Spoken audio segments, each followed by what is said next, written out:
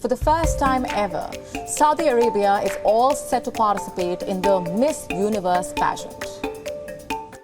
Miss universe প্রতিযোগিতায় প্রথমবারের মতো নাম লেখাতে যাচ্ছে সৌদি আরব। এমন সংবাদ প্রচার পায় বিভিন্ন আন্তর্জাতিক সংবাদ মাধ্যমে। তবে আয়োজকরা জানিয়েছেন খবরটি মিথ্যা ও ভিত্তিহীন। মিস ইউনিভার্স কর্তৃপক্ষ এক বিবৃতিতে বলেছে, সৌদি আরবে এখন পর্যন্ত কোনো বাছাই প্রক্রিয়া পরিচালিত হয়নি এবং এই ধরনের যে কোনো দাবি মিথ্যা ও বিভ্রান্তিকর।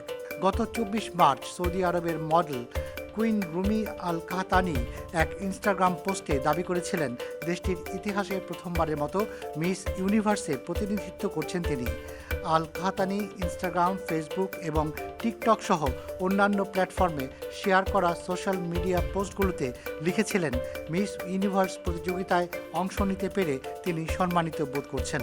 আয়োজকদের পক্ষ থেকে বিবৃতিতে আরও বলা হয়, এই বছরের মিস ইউনিভার্স প্রতিযোগিতার জন্য সৌদি আরব এখনও নিশ্চিত হয়নি।